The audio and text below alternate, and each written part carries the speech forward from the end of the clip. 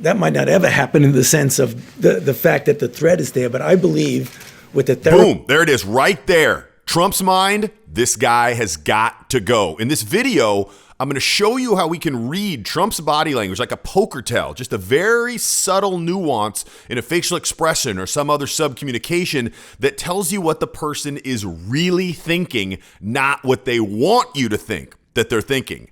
So in this little talk here, Fauci gets up and he makes the mistake of saying, well, I guess some people would say it's not a mistake. Some people would say it's a mistake. But he basically says, we're never going to be back to normal until we have a vaccine.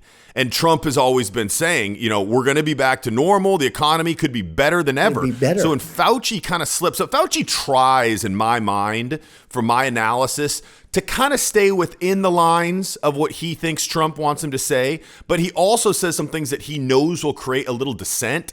And this is the first time he goes a little bit too far in Trump's eyes. So let's watch this video, watch Trump's reaction, pinpoint the point, the switching point, the tipping point in his mind that things changed. Will we truly get back to normal in this country before there's an actual vaccine that's available to everybody?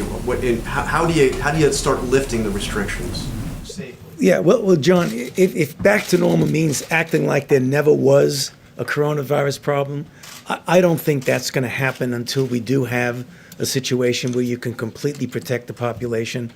But when we say getting back to normal, we mean something very different from what we're going through right now. Because right now we are in a very intense mitigation. When we get back to normal, we will go back gradually to the point where we can function as a society. Okay, he's walking a thin line. You can see Trump is really analyzing what he's saying. He's not super pumped about what he said so far. But you're absolutely right. I mean, if you want to get to pre-coronavirus, that might not ever happen in the sense of the fact that the threat is there. But I believe the switch just got flipped. If you're talking about pre-corona, we may never get there in the sense of the threat is there.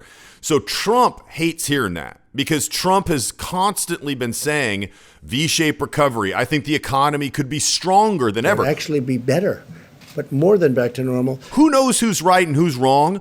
But that was the first time that Fauci said something that is completely in the face of what Trump has been saying. Some of the things don't align directly, but they're not perpendicular. Think of it as like, maybe it's a 20%, 25% deviation of Trump's stance.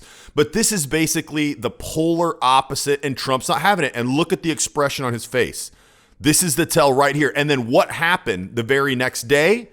Trump retweets a tweet that has a hashtag Fire Fauci. So it's very clear this is what happened. Now, the White House came out and said, no, they're not going to fire Fauci and all this kind of stuff. But who knows what's going to happen? Usually when Trump gets somebody in his sights and the tides turn on the favor of that person, it doesn't end well for them. So I'm going to be really interested to see what happens, because with Fauci, I think that Trump realizes it makes him look good to have people who have a dissenting opinion. Because what if the opponents of Trump say, oh, he just has a bunch of yes men up. He doesn't want to hear anybody that doesn't completely parrot back everything that he says.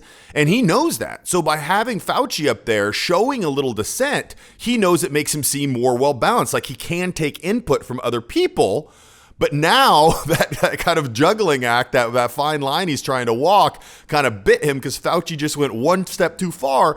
And as a leader, you don't want to look like your staff is completely going a different direction than what you're saying. So Trump really has a tough decision. Like you see what happens in China and stuff like that with President Xi and all that. It's every country has their own stance on how much dissent they will accept from the people around them and other people in the government and their team. So this one's going to be really interesting to see how it plays out. And the fact that they come on here basically 5, 6, 7 days a week and talk, there's a lot of time for little slips like that to come out, because he calls Fauci to the podium quite a bit to answer questions. I'm not sure if he will that much in the future, knowing that he may be thinking of him a bit as a liability now. But one of the things that Trump is doing with these continuous kind of broadcasts is, I mean, he's doing one thing really good. Like I just read today that Putin has really been out of the media over in Russia because he wants all the tough decisions and the things that could be seen as negative by people to be made by people under him, so he doesn't bear the weight or the responsibility. Basically, kill the messenger. He doesn't want to be the messenger. He's trying to distance himself from that. But a lot of really good leadership books say as a leader, you want to be very visible. You want to be in the front lines. And so Trump is doing that. I think that's actually a really strong thing that he's doing. He's not hiding away. He's not coming out once a week. He's out in front of it almost every single day. Now, what else is he doing?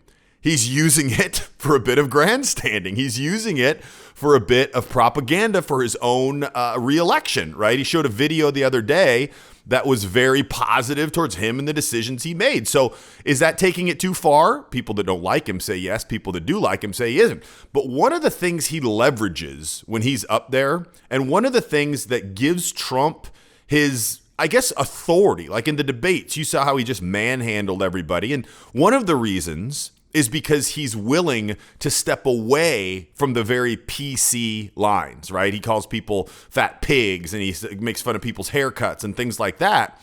People just simply weren't prepared for that. They did not have a comeback when he came at them in a real way. Like in old politics, hey, fine, sir, I see you put your pipe down the other way. Like the way politicians used to talk, Trump came in and talked in a very real world way and came at people from an angle. It's just like a boxer who now is in the ring with an MMA fighter. There's all these other attacks coming at you that you're not prepared for. Trump does really well with those, and those people, and people still today have no idea what to say. What do you say when someone makes fun of you or tries to put you down? Do you have a quick comeback, or do you just kind of sit there as your value drops and people laugh?